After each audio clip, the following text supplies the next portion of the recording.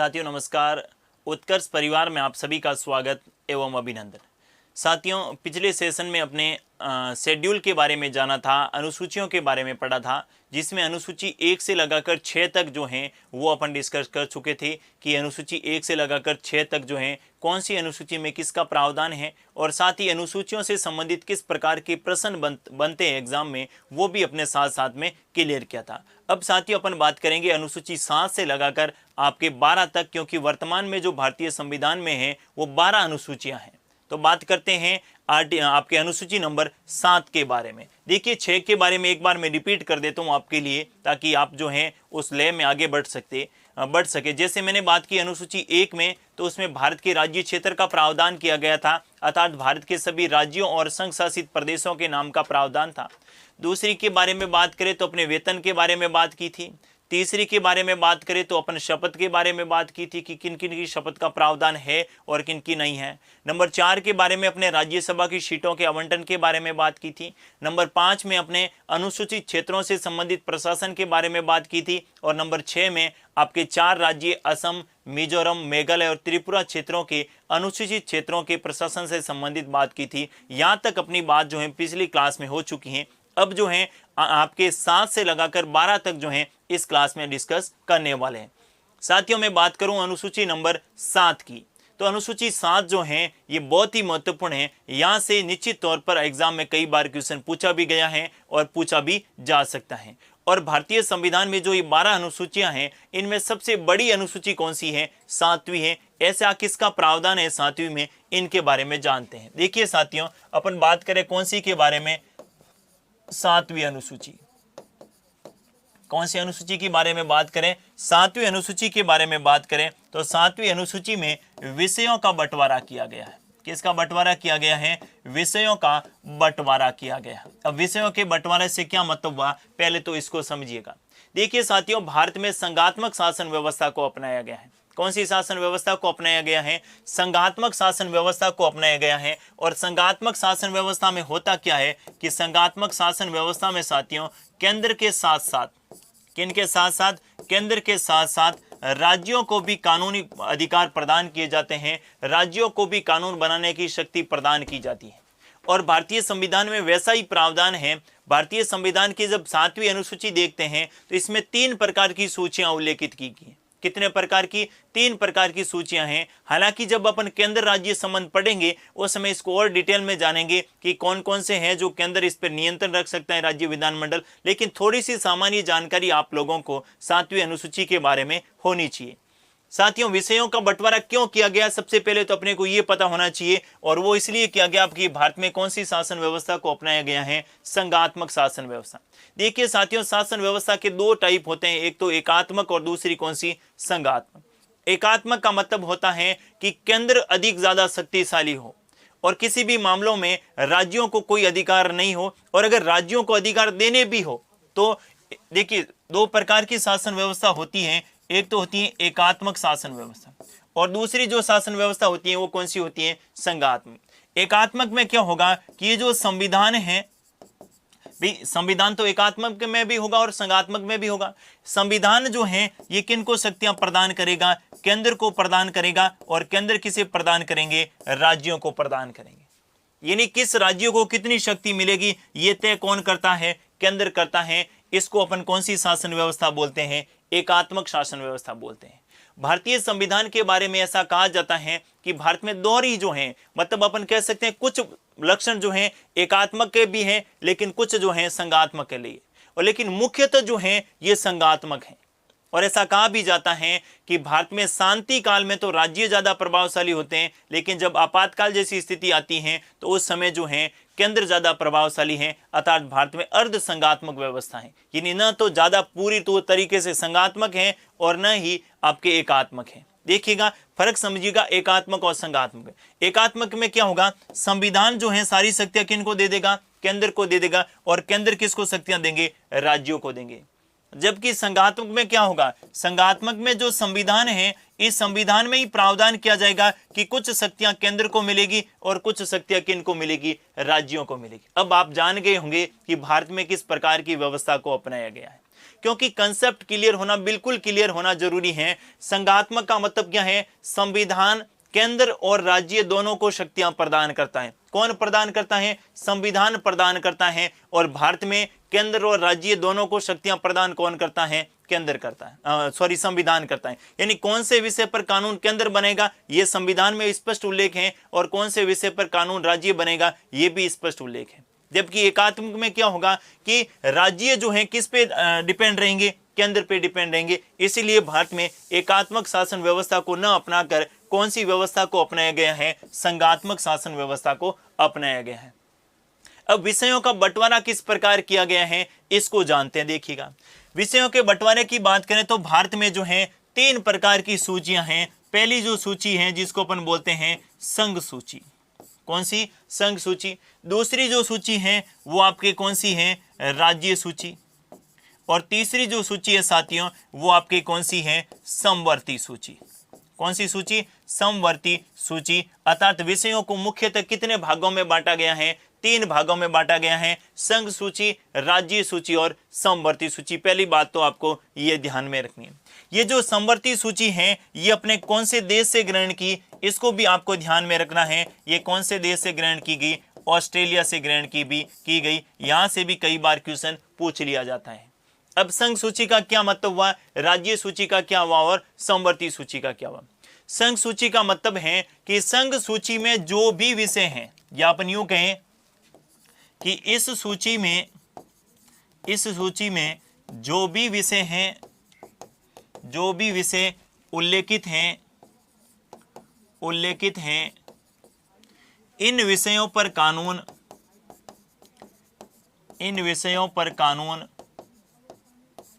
केंद्र, और केंद्र में कानून कौन बनाते हैं? केंद्र अर्थात संसद के द्वारा बनाए जाएंगे। किन के द्वारा बनाए जाएंगे? संसद के द्वारा बनाए जाएंगे। पहली बात तो आपको यह ध्यान में रखनी है। यानी कानून कौन बनाएगा? संसद बनाएगी। यानी संघ सूची में जो भी विषय हैं इन विषयों पर कानून कौन बनाएगी? संघ अर्थात केंद्र। और केंद्र में कानून कौन बनाती है? संसद बनाती है। इसमें साथियों ऐसे विषयों को शामिल किया गया है जो केंद्र के लिए महत्वपूर्ण है। जैसे मैं बात करूं, रक्षा से संबंधित बात हो गई, परमाणु से संबंधित बात हो गई, रेलवे से संबंधित बात हो गई, डाक तार से संबंधित बात हो गई। यानी ऐसी विषय जो केंद्र के लिए महत्वपूर्ण और पूरे देश के लिए महत्वपूर्ण है, ऐसे विषयों को किस में डाले गए? संघ सूची में डाले गए। पहली बात तो आपको यह ध्यान में रखनी है। कौन सी ध्यान में रखनी है? संघ सूची में विषय जो है इस पर कानून कौन बनेगा? केंद्र बनेगा। दूसरा प्रश्न यहां से इस प्रकार का पूछा जा सकता है कि संघ सूची में कितने विषय हैं? यानी संघ सूची में कितने विषय हैं जिस पर कानून जो है ये केंद्र बनाती हैं? तो इसमें आपको 2 बातें ध्यान में रखनी है। एक तो ध्यान में रखनी है मूल संविधान में साथियों संघ सूची में आपके 97 विषय थे। कितने विषय थे? 97 ऐसे विषय थे जिन पर कानून किन के द्वारा बनाया जाता था? संसद के द्वारा बनाया जाता था। लेकिन वर्तमान की मैं बात करूं तो वर्तमान में आपको ध्यान में रखना है कि वर्तमान में इसमें जो विषय की संख्या है वो कितनी है? 100 है। वर्तमान में कितने विषय हैं? 100 विषय। यानी 100 ऐसे विषय हैं जिस पे कानून बनाने की शक्ति जो किसे प्राप्त होगी? संसद को प्राप्त होगी, अर्थात केंद्र को प्राप्त होगी। और ऐसी सूची को अपन क्या बोलेंगे? संघ सूची बोलेंगे। मेरे हिसाब से ये बात आपके क्लियर हो गई होगी। हालांकि अपन जब केंद्र राज्य संबंध पढ़ेंगे तो उस समय और इसको ज्यादा डिटेल में पढ़ेंगे। बस बेसिक बात जो है ये आपको ध्यान में होनी चाहिए। ठीक है, दूसरी के बारे में बात करें साथियों, दूसरी जो सूची है उसको अपन बोलते हैं कौन सी? राज्य सूची। कौन सी सूची बोलते हैं? राज्य सूची। संविधान में सीधे तौर पर राज्यों को भी शक्तियां प्रदान की गई हैं और ऐसा कहा गया है कि राज्य सूची में जो भी विषय शामिल है, अर्थात इसमें अपन कह सकते हैं कि इस सूची में जो भी विषय शामिल हैं, इस सूची में जो भी विषय शामिल हैं, जो भी विषय शामिल हैं, इन विषयों पर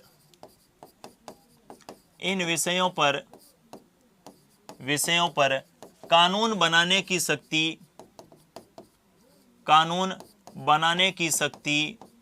इन विषयों पर कानून बनाने की शक्ति किसको होगी? राज्य विधानमंडल को होगी। किसको होगी? राज्य विधानमंडल को होगी। इस बात को आपको ध्यान में रखना है। यानी राज्य सूची में जो भी विषय होंगे उन विषयों पर कानून बनाने की शक्ति किसको होगी? राज्य विधानमंडल में होगी, राज्य विधानमंडल को होगी। अर्थात जिस राज्य में 2 सदन हैं, अर्थात विधानसभा और विधान परिषद दोनों हैं, उसमें तो दोनों के द्वारा बनाए जाएंगे। और जिस राज्य में केवल एक ही सदन विधानसभा है, उसमें किन के द्वारा बनाया जाएगा? विधानसभा के द्वारा बनाया जाएगा। इसको आपको ध्यान में रखना है। इसमें भी आपको 2 बातें ध्यान में रखनी है। एक तो मूल संविधान में कितने विषय थे, और दूसरा वर्तमान संविधान में कितने विषय, यानी वर्तमान में कितने। मूल संविधान में इसमें कितने विषय थे? 66 विषय थे। कितने थे? 66 विषय थे। और वर्तमान में इसमें कितने विषय हैं? 61 विषय हैं। अर्थात 61 विषयों पर जो कानून बनाने की शक्ति है किसके पास है? राज्य विधानमंडल के पास है। कौन कौन से ऐसे विषय हैं? जैसे 2-4 महत्वपूर्ण विषय मैं आप लोगों को बता दूं।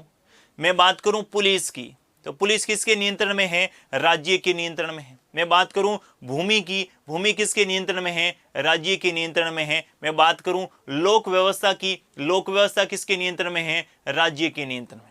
ऐसे बहुत सारे विषय हैं। कुल विषयों की संख्या कितनी है? 61 ऐसे विषय हैं। जब अपन केंद्र राज्य संबंध पढ़ेंगे तो उन 61 विषयों को भी डिटेल में जानेंगे कि कौन कौन से ऐसे विषय हैं जो संघ सूची को प्राप्त हैं, कौन कौन से ऐसे विषय हैं जो राज्य सूची को प्राप्त हैं।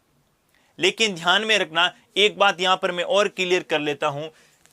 राज्य सूची पर कानून बनाने की शक्ति आपके विधानसभा को है। राज्य सूची के कानून बनाने की शक्ति विधानमंडल का मतलब विधानसभा। कई राज्यों में लगभग जो है 6-7 राज्यों को छोड़कर बाकी सब में एक सदनीय व्यवस्था है। कौन सी? विधानसभा। आपके मन में प्रश्न आ रहा होगा साथियों कि विधानसभा तो आपके राज्य में भी होती है और विधानसभा तो केंद्र शासित प्रदेश में भी होती है। भाई विधानसभा तो राज्यों में भी होती है और विधानसभा तो केंद्र शासित प्रदेश में भी होती है। तो क्या केंद्र शासित प्रदेशों को राज्य सूची के विषयों पर कानून बनाने की शक्ति है क्या? तो इसको मैं क्लियर कर लेता हूं। केंद्र शासित प्रदेशों को भी राज्य सूची के विषयों पर कानून बनाने की शक्ति दी गई है। अर्थात राज्य सूची के विषयों पर केंद्र शासित प्रदेशों की विधानसभा भी कानून बना सकती है। लेकिन अब ये लेकिन है ना, ये महत्वपूर्ण है। लेकिन आपको ध्यान में रखना है कि पुलिस, भूमि और लोक व्यवस्था, कौन कौन से विषय? पुलिस, भूमि और लोक व्यवस्था, ये विषय है तो राज्य सूची के, लेकिन केंद्र शासित प्रदेशों में इन विषयों पर कानून बनाने की शक्ति किनके पास रहेगी? केंद्र के पास रहेगी। बस यही आप लोगों को जानना है। ये केंद्र शासित प्रदेशों से संबंधित कुछ प्रावधान है, अलग से अपन पढ़ेंगे जब केंद्र शासित प्रदेश पढ़ेंगे। लेकिन थोड़ा सा आप लोगों को यहां जानकारी होना आवश्यक है कि राज्य सूची के विषय पर कानून राज्य की विधानसभा बनाती है। तो राज्य की विधानसभा यहां पर तो सभी जो 61 के 61 विषय हैं इन पर कानून बनाएगी राज्यों में। तो केंद्र शासित प्रदेशों में सभी विषयों पर न बना के आपके पुलिस, भूमि और लोक व्यवस्था, यानी ये विषय है तो राज्य सूची के, लेकिन कानून बनाने की शक्ति किनके पास रहेगी? संसद के पास रहेगी। यानी दिल्ली में जो है ये कानून, पुलिस जो है केंद्र के नियंत्रण में रहेगी। दिल्ली में जो है आपके भूमि केंद्र के नियंत्रण में रहेगी। और दिल्ली में आपके जो है लोक व्यवस्था, कानून व्यवस्था, लॉ एंड ऑर्डर जो है ये किसके नियंत्रण में रहेगा? केंद्र के नियंत्रण में रहेगा। भले ही वो विषय किसके हो? राज्य सूची के हो। इस बात को भी आपको ध्यान में रखना है।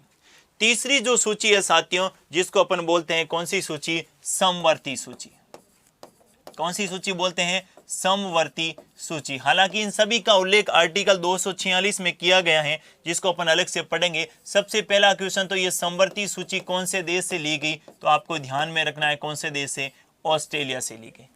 कौन से देश से ली गई? ऑस्ट्रेलिया से ली गई। और इसमें प्रावधान किया गया है कि समवर्ती सूची में जो विषय है, समवर्ती सूची में जो विषय हैं, इन विषयों पर कानून बनाने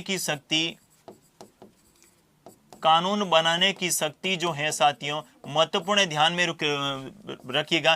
कानून बनाने की शक्ति केंद्र एवं राज्य, केंद्र एवं राज्य का मतलब यहां पर मैं बात करूं संसद एवं विधानमंडल दोनों को प्राप्त होगी। दोनों को क्या होगी? प्राप्त होगी। इस बात को आपको ध्यान में रखना है। वापस से सुनिएगा, समवर्ती सूची कनाडा से ली गई।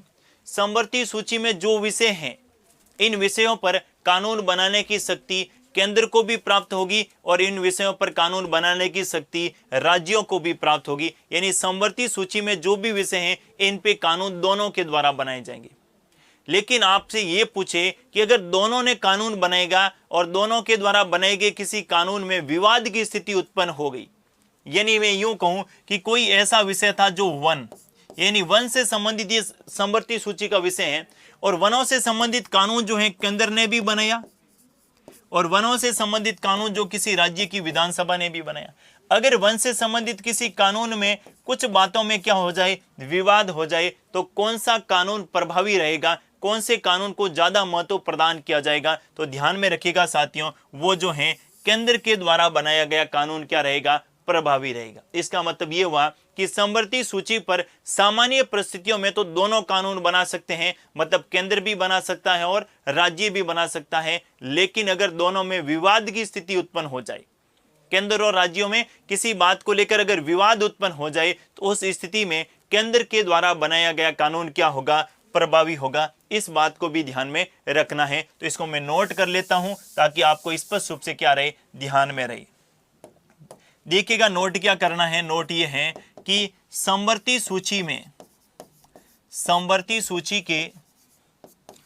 के किसी विषय पर समवर्ती सूची के किसी विषय पर केंद्र एवं राज्य किनके बीच में, केंद्र एवं राज्य के बीच में विवाद हो जाए, केंद्र एवं राज्य के बीच में विवाद हो जाए तो केंद्र के द्वारा बनाया गया कानून, किनके द्वारा, केंद्र के द्वारा बनाया गया कानून, केंद्र के द्वारा बनाया गया कानून क्या होगा, प्रभावी होगा। केंद्र के द्वारा बनाया गया कानून प्रभावी होगा। इस बात को आपको ध्यान में रखना है। यहां से कई बार अच्छा क्वेश्चन पूछ लिया जाता है कि दोनों में विवाद हो जाए तो किसके द्वारा बनाया गया कानून प्रभावी रहेगा, तो केंद्र के द्वारा बनाया गया कानून प्रभावी रहेगा। इस बात को भी आपको ध्यान में रखना है।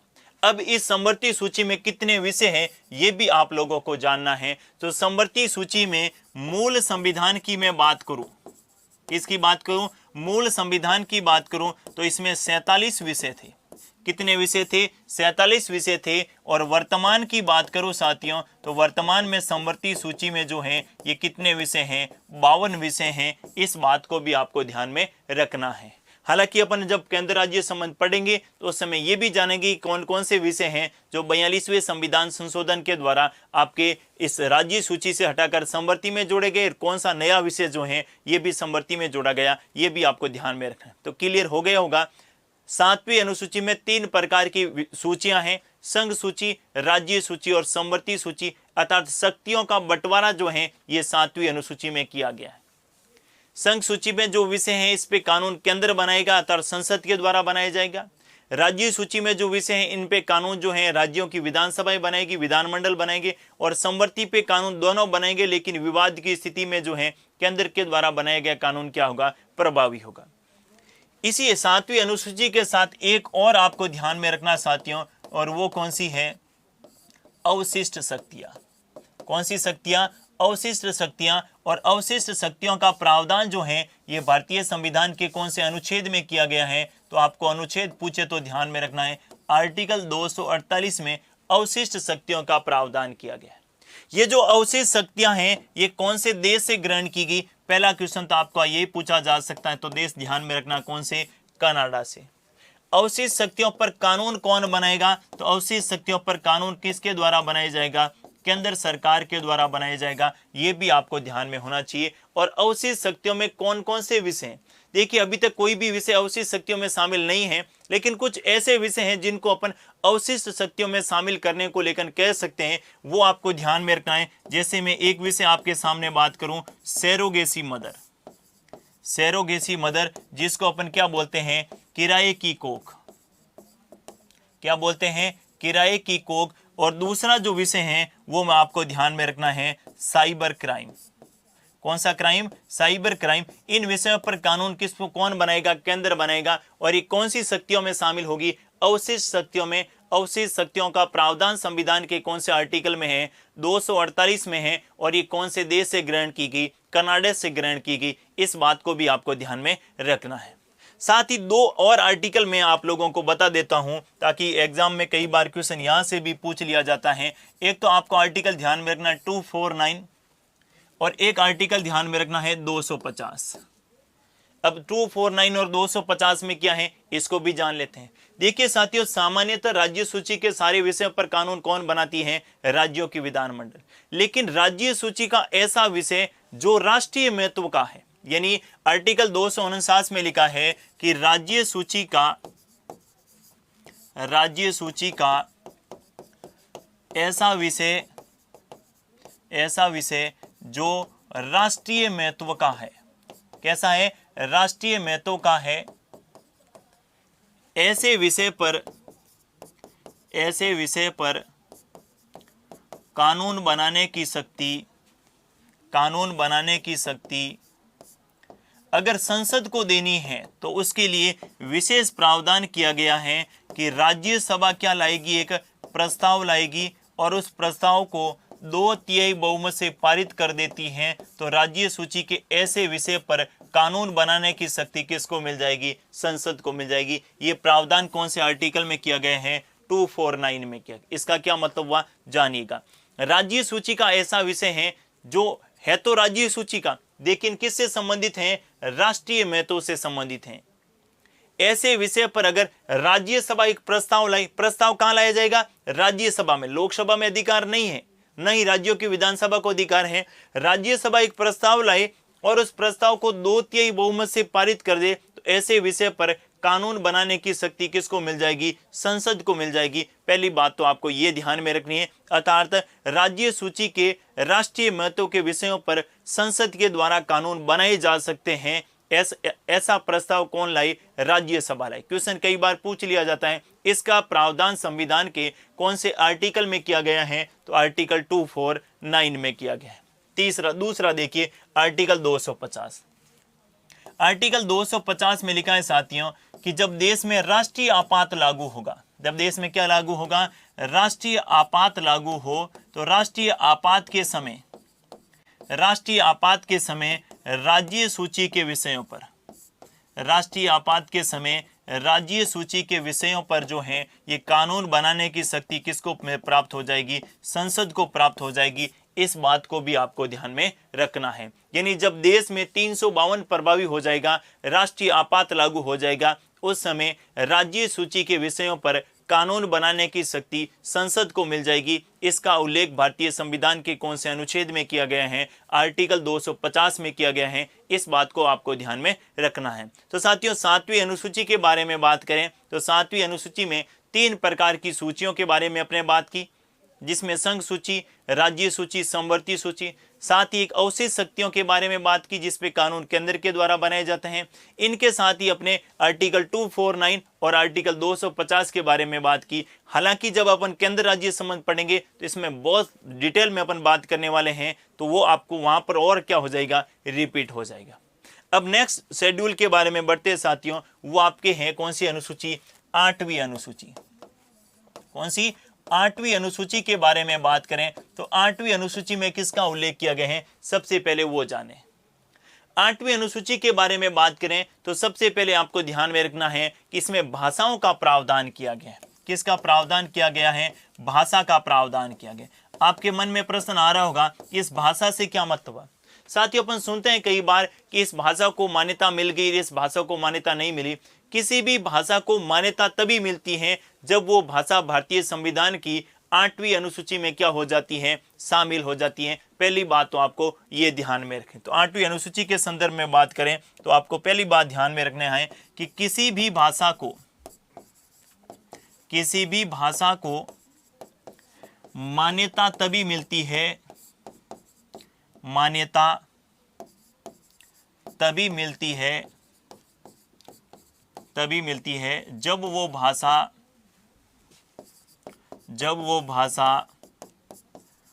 8वीं अनुसूची में शामिल हो जाती है। अब मान्यता मिलने से क्या फायदा होगा? ये भी तो प्रश्न पूछा जा सकता है, और पूछा नहीं भी जाए तो अपने मन में आ रहा तो होगा कि भाई भाषा को मान्यता मिले कि नहीं मिले उससे क्या फर्क पड़ेगा। जिस भाषा को 8वीं अनुसूची में शामिल कर लिया गया है या जिस भाषा को इस 8वीं अनुसूची में जोड़ दिया गया है, उससे संबंधित जो भी बातें होगी वो कार्यालय भाषा के रूप में काम में ली जा सकती है। यानी मैं यूं कहूं कि कार्यालय से संबंधित अगर किसी भी प्रकार की कोई भाषा काम में लेनी है तो सबसे पहले उसकी शर्त है कि वो भाषा 8वीं अनुसूची में क्या होनी चाहिए, शामिल होना चाहिए। अब 8वीं अनुसूची में कितनी भाषाएं शामिल हैं, कौन कौन सी भाषाएं नई जुड़ी हैं, यहां से भी अच्छा प्रश्न एग्जाम में पूछा जा सकता है। देखिए साथियों, 26 जनवरी 1950 को जब संविधान लागू हुआ था तो उस समय भारतीय संविधान में कुल 8वीं अनुसूची में कुल कितनी भाषाएं थी, तो ध्यान में रखिएगा मूल संविधान में कितनी भाषाएं थी, 14 भाषाएं थी। 8वीं अनुसूची, एक एक भाषा के बारे में अपन बात करेंगे। मूल संविधान में 8वीं अनुसूची में कितनी भाषाएं थी, 14 भाषाएं थी। लेकिन वर्तमान की बात करें, यानी वर्तमान संविधान में जो हैं ये 8वीं अनुसूची में कितनी भाषाएं हैं, 22 भाषाएं हैं। पहली बात तो आपको ये ध्यान में रखनी है। अगर क्वेश्चन पूछे भाषा का प्रावधान कौन सी अनुसूची में, 8वीं। दूसरा पूछे मूल संविधान में कितनी थी, 14। और क्वेश्चन पूछे वर्तमान संविधान में कितनी है, 22 भाषाएं हैं। पहला बात तो आपको ये ध्यान में रखनी है। अब आपको ध्यान में रखनी है कि ऐसी कौन कौन सी भाषाएं हैं जो आपके बाद में जोड़ी गई, यानी 14 से लगाकर 22 तक जो भाषाएं हैं ये कब कब जोड़ी गई और कौन से संविधान संशोधन के द्वारा जोड़ी गई, ये भी आपके लिए एक अच्छा प्रश्न पूछा जा सकता है। तो देखिए साथियों, अपन बात करें सबसे पहले कौन सी भाषा के संदर्भ में, तो वो भाषा कौन सी ध्यान में रखनी है, 15वीं भाषा। और 15वीं भाषा कौन सी जोड़ी गई, सिंधी जोड़ी गई। और इसको कब जोड़ा गया, तो ध्यान में रखिएगा 21वें संविधान संशोधन के द्वारा। कौन से, 21वें संविधान संशोधन। और 21वां संविधान संशोधन हुआ था 1967 में। अर्थात 21वें संविधान संशोधन 1967 के द्वारा भारतीय संविधान की 8वीं अनुसूची में 15वीं भाषा जोड़ी गई और वो कौन सी थी, सिंधी भाषा थी। फिर एक साथ 3 भाषाएं जोड़ी गई, कौन कौन सी, 16, 17 और 18। कौन कौन सी थी, तो आपको ध्यान में रखना है नेपाली, दूसरी आपको ध्यान में रखना है मणिपुरी, और तीसरी आपको ध्यान में रखना है कौन सी, कोंकणी। यानी कितनी भाषाएं, 3 भाषाएं एक साथ जोड़ी गई। और ये 3 भाषाएं एक साथ कब जोड़ी गई, तो 71वें संविधान संशोधन। कौन से, 71वें संविधान संशोधन। और 71वां संविधान संशोधन हुआ था साथियों 1992 में। अब आप कहेंगे 18 तो बता दी हैं, जबकि मैंने कहा था भारतीय संविधान की 8वीं अनुसूची में कुल 22 भाषाएं उल्लेखित हैं। तो अगली जो 4 भाषाएं हैं इनको एक ही साथ जोड़ा गया। कौन कौन सी, 19, 20, 21 और 22। कौन कौन सी, तो वो ध्यान में रखनी है बोडो, डोगरी, मैथिली और संथाली। कौन कौन सी, बोडो, डोगरी, मैथिली और संथाली। और इन 4 भाषाओं को कब जोड़ा गया, तो 92वें संविधान संशोधन। कौन से संविधान संशोधन, 92वें संविधान संशोधन। और 92वां संविधान संशोधन 2004। यानी 4 भाषाएं और जोड़ दी गई, 19, 20, 21 और 22। अर्थात वर्तमान में कुल कितनी भाषाएं हैं, 22। अंतिम भाषा कौन सी जुड़ी, संथाली। कौन से कॉन्स्टिट्यूशन अमेंडमेंट के द्वारा, 92वें संविधान संशोधन के द्वारा। तीसरा क्वेश्चन आपसे ये पूछा जा सकता है कि कौन सा संविधान संशोधन 8वीं अनुसूची से संबंधित नहीं है। तो 3 कॉन्स्टिट्यूशन अमेंडमेंट आपको ध्यान में रखने हैं। पहला कौन सा, 21वां, दूसरा कौन सा, 71वां, और तीसरा कौन सा, 92वां। अब आपके मन में एक प्रश्न आ रहा होगा कि आपने यहाँ 2004 लिखवाया है, कई जगह हमने 2003 पढ़ा है। कई अधिनियम साथियों ऐसे हैं जो आपके अधिनियम लाए तो अलग वर्ष में थे, लेकिन वो लागू जो हैं ये अलग वर्ष में हुए। ये जो 92वां संविधान संशोधन अधिनियम था ये लाया तो 2003 में था, लेकिन ये लागू कब हुआ, 2004 में हुआ। तो लागू का आपको ध्यान में रखना है। और कौन से वर्ष में हुआ था, 2004 में हुआ था। इस बात को आपको ध्यान में रखना है। क्वेश्चन यहां से भी कई बार पूछ लेते हैं, इसलिए मैंने ध्यान में रखना है। अगर 2003 करो तो भी आपका कोई गलत नहीं होगा, लेकिन लागू कौन से वर्ष में हुआ है, 2004 में हुआ है। इस बात को आपको ध्यान में रखना है। तो साथियों, वर्तमान में जो 8वीं अनुसूची में है कुल 22 भाषाएं हैं। और 22 भाषाएं कौन कौन सी, यानी 14 से लगाकर आपके 22 तक क्रम भी आपको ध्यान में रखना है और 3 अमेंडमेंट ध्यान में रखने हैं। 21वां संविधान संशोधन 1967, 71वां संविधान संशोधन 1992 और 92वां संविधान संशोधन 2004, अर्थात भारतीय संविधान की 8वीं अनुसूची में कुल 22 भाषाएं उल्लेखित हैं। अब साथियों, इससे भी स्तरीय अगर क्वेश्चन पूछा गया तो वहां पर इस प्रकार का क्वेश्चन पूछा जा सकता है कि निम्नलिखित में से कौन सी भाषा का उल्लेख आपके 8वीं अनुसूची में नहीं है। यानी कुल मिला के 22 के 22 भाषाएं जो हैं ये भी आपको याद होनी चाहिए। अब आप कहेंगे सर ये 5-6 ही नहीं हो रही, 22 कैसे याद होगी? उसको याद करना एक तरीका मैं आप लोगों को बता दूंगा कि आपको कैसे याद करनी है। किसी भी भाषा से संबंधित हो, किसी के नाम से संबंधित हो, जब भी आपको कुछ नाम या भाषा से संबंधित कुछ याद करना हो तो उनको हमेशा अल्फाबेट के अकॉर्डिंग याद कीजिएगा। कैसे याद करने हैं? अल्फाबेट के अकॉर्डिंग याद करने हैं। तो अब मैं बात करूंगा कि 8वीं अनुसूची में वो कौन कौन सी 22 भाषाएं हैं, इसको आपको ध्यान में रखना है। तो एक एक भाषा के बारे में बात करने वाला हूं। ये आपके बाद में जोड़ी गई। अब मैं टोटली आपके 22 भाषाएं जो हैं वो अल्फाबेट के हिसाब से नोट करवा रहा हूं कि कौन कौन सी भाषाएं जो हैं वो ध्यान में रखिएगा। देखिए साथियों, सबसे पहली जो भाषा आपको ध्यान में रखनी है वो है असमिया। सबसे पहली जो भाषा है वो कौन सी ध्यान में रखनी है? कौन सी ध्यान में रखनी है? असमिया। इसके बाद में दूसरी जो भाषा आपको ध्यान में रखनी है वो रखनी है बोडो। दूसरी भाषा कौन सी ध्यान में रखनी है? बोडो। तीसरी भाषा जो आपको ध्यान में रखनी है वो है बंगला। चौथी भाषा जो आपको ध्यान में रखनी है वो है डोगरी। चौथी भाषा कौन सी है? डोगरी। पांचवी भाषा जो आपको ध्यान में रखनी है वो है गुजराती। छठी भाषा जो आपको ध्यान में रखनी है वो है हिंदी। सातवीं भाषा जो आपको ध्यान में रखनी है वो है कन्नड़। आठवीं भाषा जो आपको ध्यान में रखनी है वो है कोंकणी। और 9वीं भाषा जो है वो है कश्मीरी। 9वीं भाषा कौन सी है? कश्मीरी। इसके बाद में मैं बात करूं तो 10वीं भाषा जो है वो आपको ध्यान में रखनी है मराठी। 10वीं भाषा कौन सी है? मराठी। 11वीं भाषा आपको ध्यान में रखनी है कौन सी? मैथिली। कौन सी ध्यान में रखनी है? मैथिली। 12वीं भाषा आपको ध्यान में रखनी है मलयालम। कौन सी ध्यान में रखनी है? मलयालम। 13वीं भाषा आपको ध्यान में रखनी है मणिपुरी। 14वीं भाषा आपको ध्यान में रखनी है साथियों नेपाली। 15वीं भाषा आपको ध्यान में रखनी है ओडिया। 15वीं भाषा कौन सी? ओडिया। 16वीं भाषा आपको ध्यान में रखनी है पंजाबी। 17वीं भाषा आपको ध्यान में रखनी है सिंधी। कौन सी? सिंधी। 18वीं भाषा आपको ध्यान में रखनी है संथाली। कौन सी ध्यान में रखनी है? संथाली। 19वीं भाषा आपको ध्यान में रखनी है संस्कृत। और 20वीं भाषा आपको ध्यान में रखनी है तमिल। 21वीं भाषा आपको ध्यान में रखनी है तेलुगु। और 22वीं भाषा जो आपको ध्यान में रखनी है वो 22वीं भाषा कौन सी है? उर्दू। कौन सी है? उर्दू। अर्थात मैं बात करूं तो ये 22 भाषाएं जो हैं ये भारतीय संविधान की 8वीं अनुसूची में उल्लेखित हैं। एक बार मैं वापस से आपको नोट करवा देता हूं। अब अल्फाबेट के अकॉर्डिंग आपको कैसे याद करनी है वो भी देख लीजिएगा जरा।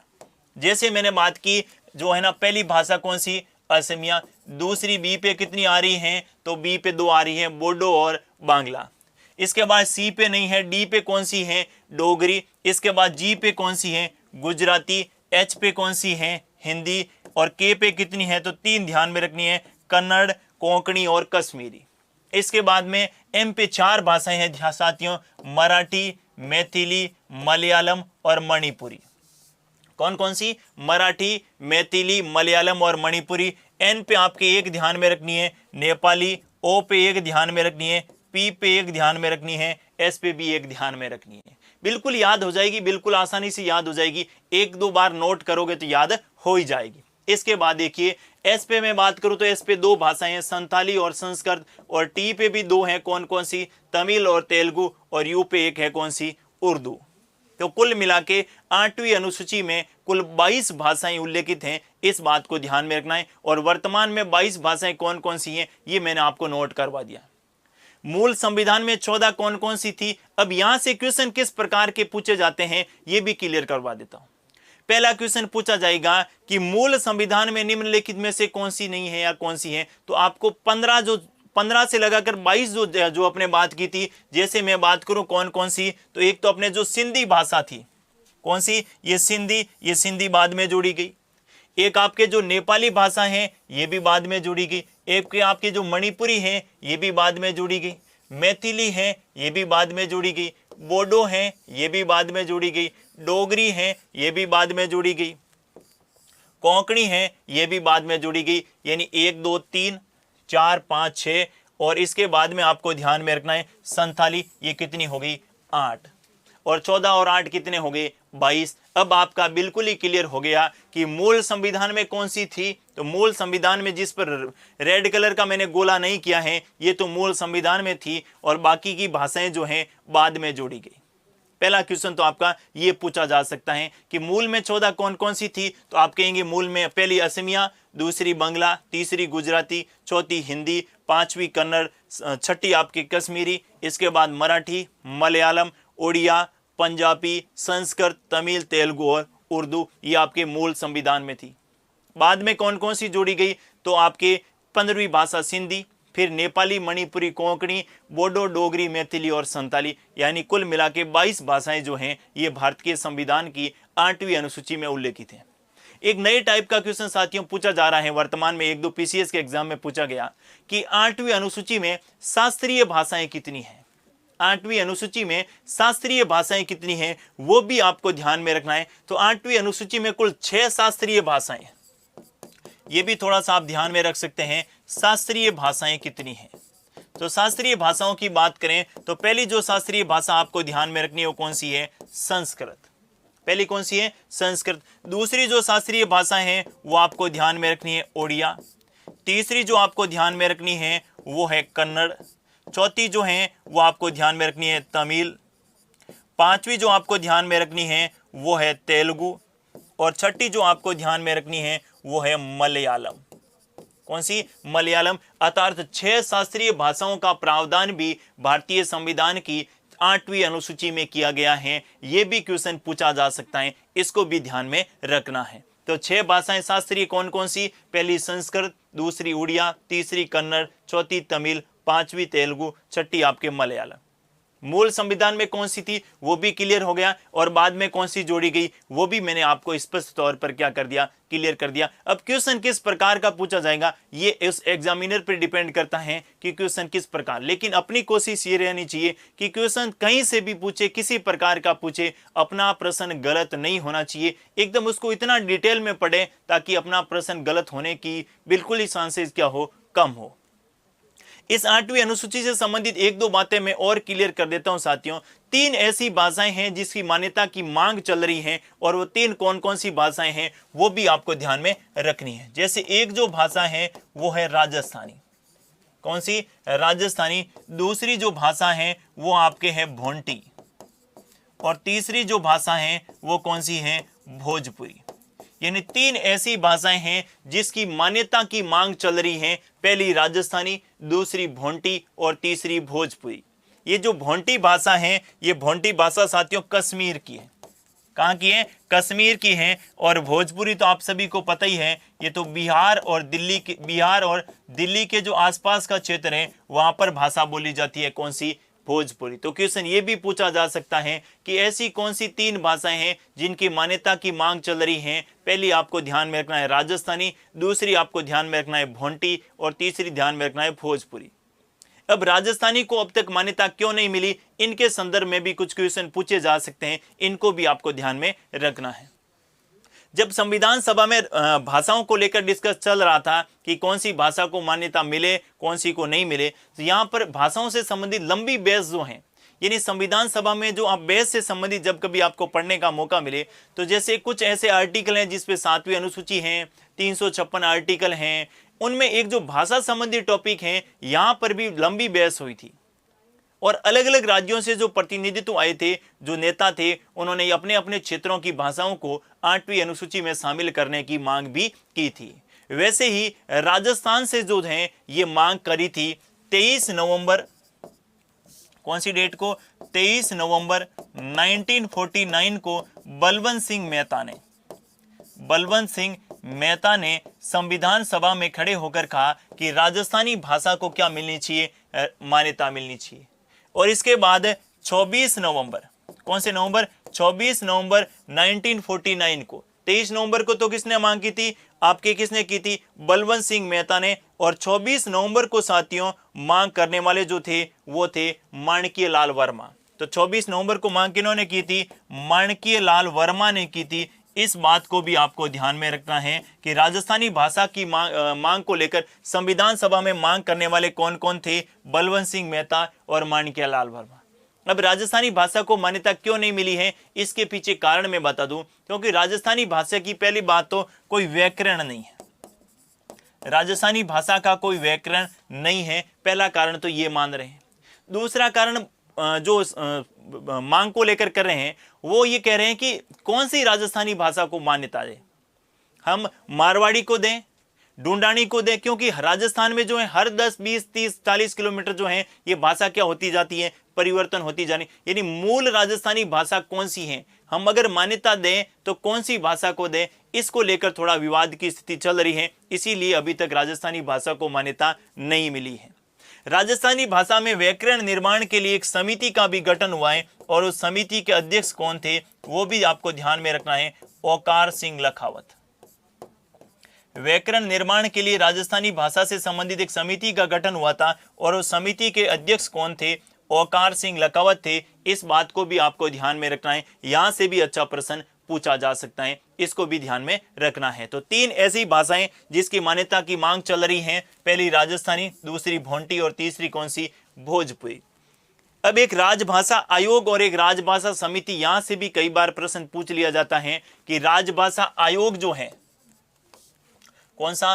राजभाषा आयोग, और दूसरा राजभाषा समिति। राजभाषा समिति, थोड़ा सा सामान्य जानकारी मैं इनके संदर्भ में आपको दे देता हूं।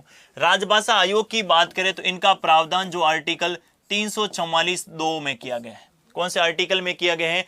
343(2) में किया गया है। इसका जो प्रावधान है आर्टिकल 343(2) में किया गया है, 1 और 2 में। और राजभाषा समिति का प्रावधान जो है ये आपके आर्टिकल 343(3) में किया गया है।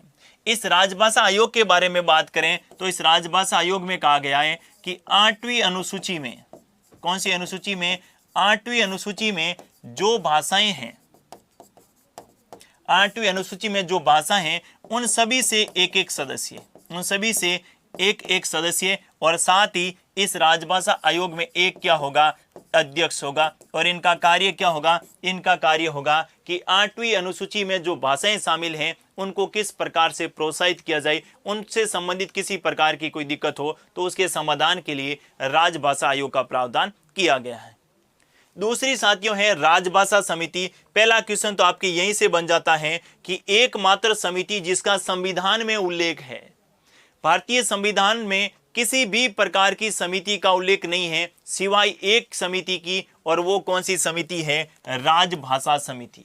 यानी इसमें आपको पहली बात तो ये ध्यान में रखनी है कि एकमात्र समिति, एकमात्र समिति जिसका संविधान में उल्लेख है, जिसका संविधान में उल्लेख है, और बाकी किसी भी समिति का संविधान में उल्लेख नहीं किया गया है, इस बात को ध्यान में रखना है। हालांकि अपन बहुत सारी समितियां पढ़ेंगे, जैसे लोक लेखा समिति, पीएससी पब्लिक अकाउंट कमेटी पढ़ेंगे, प्राकलन समिति पढ़ेंगे, लोक उपक्रम समिति पढ़ेंगे, इनके अलावा संसदीय की बहुत सारी समितियों के बारे में अपन जानेंगे। लेकिन किसी भी समिति का प्रावधान भारतीय संविधान में नहीं किया गया है, किसी अनुच्छेद में नहीं किया गया है। उन समितियों के गठन से संबंधित जो बातें हैं वो केवल उनसे नियमावली से संबंधित की गई है। एकमात्र समिति है जिसका संविधान में उल्लेख किया गया है, और वो कौन सी है? राजभाषा समिति है। और इसका प्रावधान कौन से आर्टिकल में किया गया है? अनुच्छेद 343(4) में किया गया है। ये भी अपना आप में एक बहुत ही महत्वपूर्ण प्रश्न है, इसको ध्यान में रखिएगा। इस राजभाषा समिति में साथियों सदस्यों की बात करें, इसमें कहा गया कुल 30 सदस्य होंगे। कितने मेंबर होंगे? 30 सदस्य होंगे। इन 30 में से 20 सदस्य जो हैं ये आपके कहां से आएंगे? लोकसभा से। 20 सदस्य कहां से आएंगे? लोकसभा से। और 10 जो सदस्य हैं, 10 सदस्य हैं, ये कहां से आएंगे? राज्यसभा से आएंगे। इस बात को भी आपको ध्यान में रखना है। तो 8वीं अनुसूची के बारे में आपको ध्यान में रखना है कि कौन कौन सी भाषाएं शामिल हैं, कौन कौन सी भाषाएं बाद में जोड़ी गई, कौन कौन सी शास्त्रीय भाषाओं का उल्लेख है। लेकिन एक बात यहां पर विशेष रूप से आपको ध्यान में रखना है और नोट लगाकर ध्यान में रखना है कि अंग्रेजी भाषा का प्रावधान, कौन सी भाषा का प्रावधान? अंग्रेजी भाषा का प्रावधान जो है ये भारतीय संविधान की 8वीं अनुसूची में नहीं किया गया है। अंग्रेजी भाषा का प्रावधान भारतीय संविधान की 8वीं अनुसूची में नहीं किया गया है, इस बात को ध्यान में रखना है। भारतीय संविधान में यह लिखा गया कि ज्यादा प्रोत्साहन हिंदी को दिया जाएगा, अंग्रेजी तो मात्र जो है 15 वर्षों तक। मैं बात कर रहा हूं 1950 की, और कहा गया कि मात्र 15 वर्षों तक जो है अंग्रेजी भाषा को काम में लिया जाएगा, और उसके बाद में जो भाषा रहेगी कार्यालय की वो कौन सी रहेगी? हिंदी भाषा रहेगी।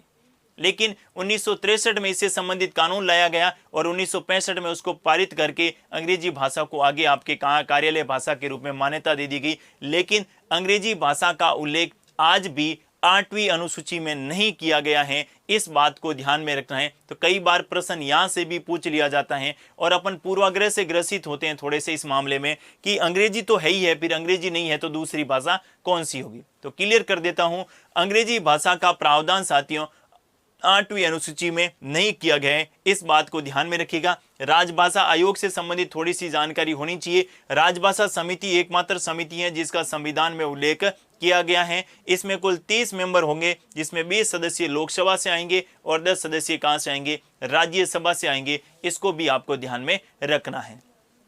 तो ये मूल संविधान में तो साथियों आपके 8 अनुसूचियां थी जिनके बारे में अपने बात की है। अभी वर्तमान में अनुसूचियों की बात करें तो वर्तमान में कुल 12 अनुसूचियां हैं।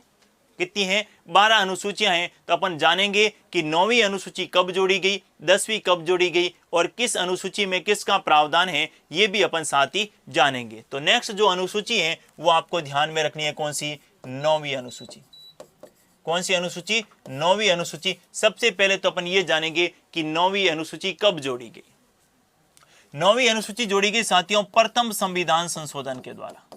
कब जोड़ी गई? प्रथम संविधान संशोधन के द्वारा, और प्रथम संविधान संशोधन हुआ था 1951 में। पहली बात तो आपको ये ध्यान में रखना है। अब दूसरा आपके मन में प्रश्न आ रहा होगा कि 9वीं अनुसूची में किसका उल्लेख है? तो 9वीं अनुसूची में उल्लेख है, या अपन यूं कहें 9वीं अनुसूची में मुख्यतः जो उल्लेख किया गया था वो किसके लिए? भूमि सुधार संबंधी कानून। भूमि सुधार संबंधी कानून जो थे ये 9वीं अनुसूची में डाले। इसके पीछे पूरी कहानी मैं आप लोगों को अभी बताने वाला हूं, इसको भी अपन ध्यान में रखना है। सामान्यतः जब इनको जोड़ने का उद्देश्य था वो क्या था? भूमि सुधार संबंधी कानून। लेकिन इसमें वर्तमान में भूमि सुधार कानूनों के अलावा बहुत सारे कानून जो हैं ये 9वीं अनुसूची में उल्लेखित किए गए हैं, इस बात को भी आपको ध्यान में रखना है।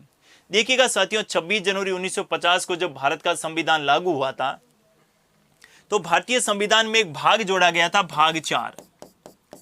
कौन सा भाग था? भाग 4। ये मूल संविधान में ही था।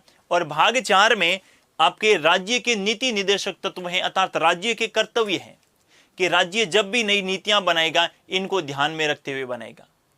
और यहां लोक कल्याणकारी राज्य की स्थापना की बात की गई। साथ ही इस भाग 4 में सामाजिक और आर्थिक लोकतंत्र की स्थापना करने की बात कही गई। इसका मतलब यह हुआ कि समाज के जो पिछड़े लोग हैं उनको समाज की मुख्य धारा में लाने के लिए राज्य कानून बनाएगी।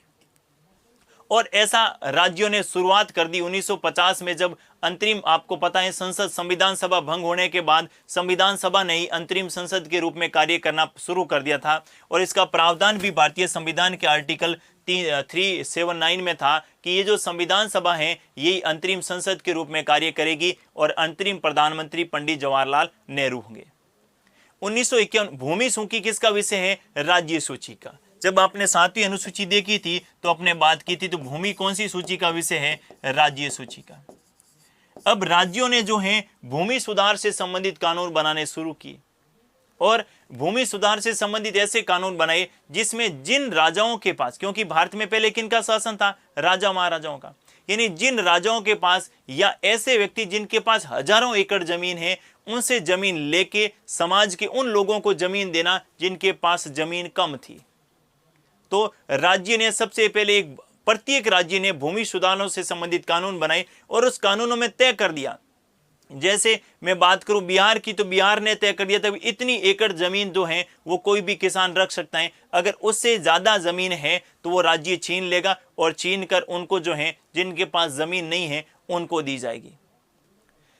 ध्यान से देखिएगा, राज्यों की सूची का विषय था, राज्यों ने कानून बनाए, सभी राज्यों ने अपने अपने तय किए कि इतनी एकड़ जमीन जो है उससे अधिक किसी किसान के पास नहीं होनी चाहिए। अगर किसी राजा महाराजा या किसी भी सेठ साहूकार के पास उससे ज्यादा जमीन है तो वो जमीन राज्य छीन लेगा।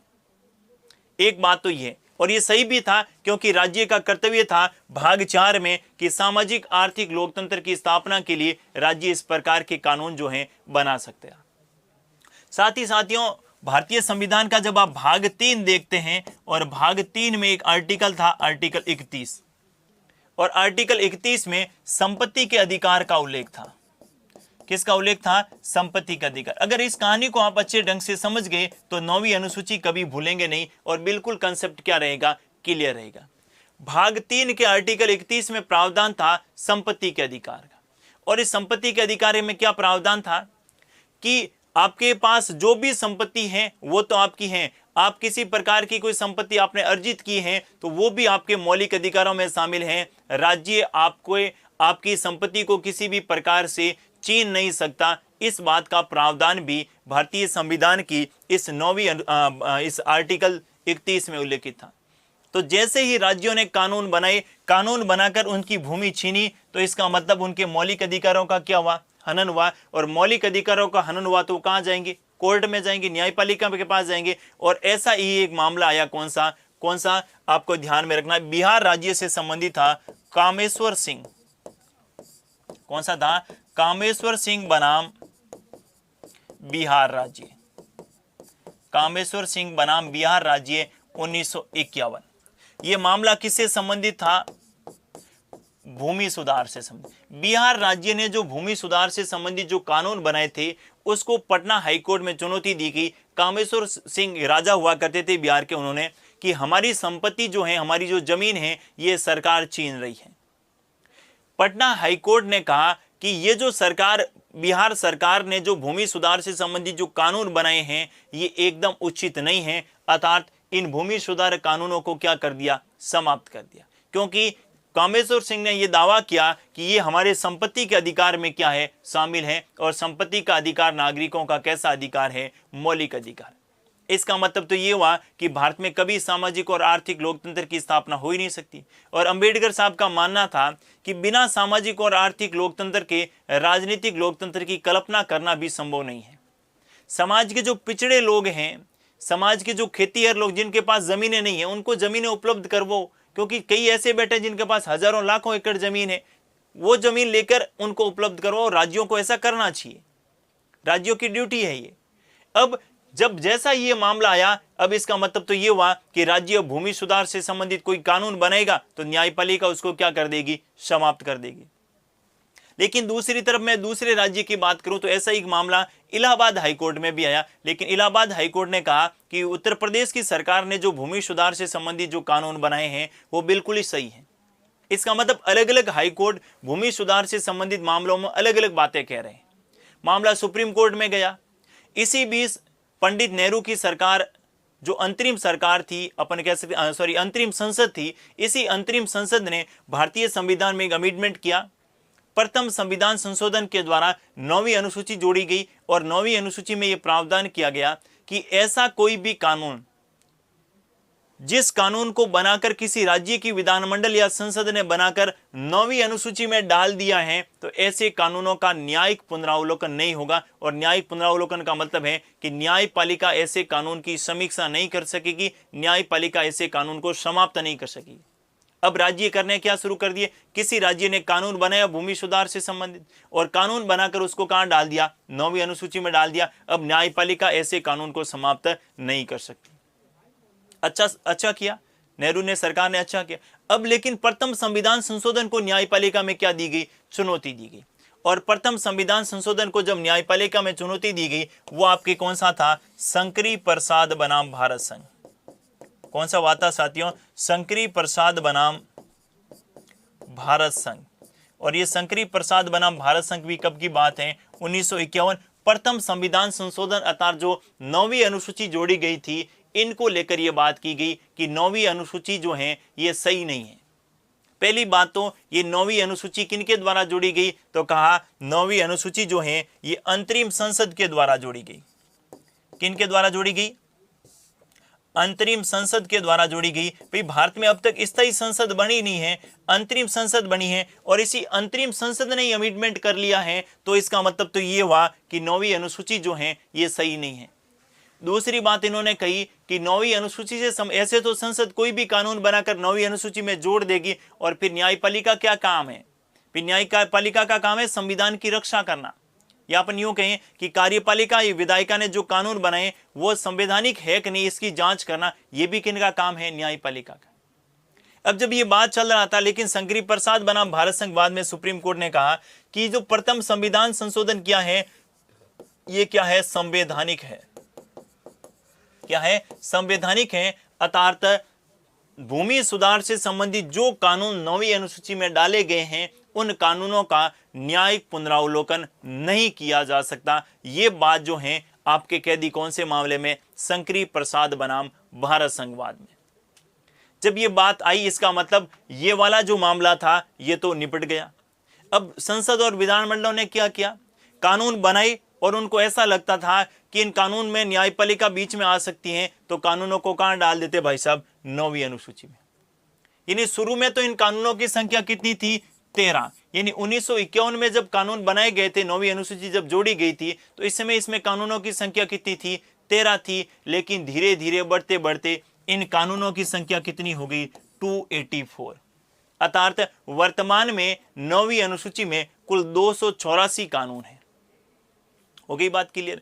अब एक वाद और आता है, वो आपका ध्यान में रखना है। कौन सा? केशवानंद भारतीवाद। कौन सा वाद ध्यान में रखना है? केशवानंद भारती बनाम केरल राज्य। और केशवानंद भारती बनाम केरल राज्य वाद क्या था? इनसे संबंधित क्या महत्वपूर्ण बातें आपके 9वीं अनुसूची से संबंधित कही गई थी, इनके बारे में अपन डिस्कस करेंगे आपके अगली क्लास में। तो 9वीं अनुसूची से संबंधित बात जो है मैं बीच में इसलिए छोड़ रहा हूं क्योंकि 9वीं अनुसूची थोड़ी सी महत्वपूर्ण इसलिए है क्योंकि वर्तमान में 9वीं अनुसूची में जो कानून डाले गए हैं, इन कानूनों से संबंधित मैं बात करूं तो अब इनका कोई औचित्य नहीं है।